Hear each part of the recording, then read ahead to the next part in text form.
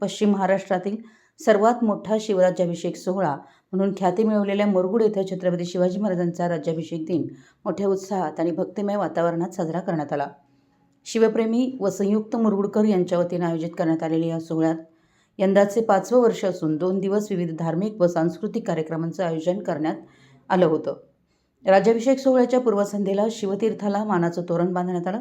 तसेच छत्रपती शिवरायांच्या पदस्पर्शानं पावन झालेल्या काशीलिंग बिरदेव मंदिरातून पारंपरिक मशाल आणण्यात आली। यानंतर गोंधळी बांधवांच्या उपस्थितीत भव्य गोंधळ कार्यक्रम संपन्न झाला। मुख्य दिवशी ग्रामदैवत अंबाबाई मंदिरातून सवाद्य पालखी मिरवणूक काढण्यात आली। त्यानंतर शिवतीर्थावरील छत्रपती शिवाजी महाराजांच्या मूर्तीचा विधिवत राज्याभिषेक सोहळा पार पडला।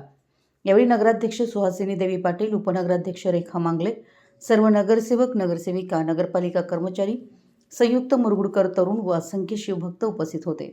राज्याभिषेक सोहळ्याचं पौरोहित्य वैभव स्वामी यांनी सहकाऱ्यांसमवेत केलं। सुमारे अर्धा तास वेदमंत्रांच्या गजरात हळद, कुंकू, पंचामृत, दूध आदींच्या माध्यमातून छत्रपती शिवरायांच्या मूर्तीवर अभिषेक करण्यात आला।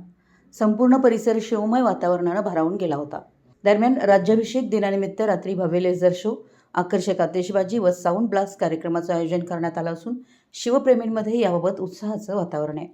मराठी एस न्यूजसाठी मुरगुडहून सर्जेराव भाट।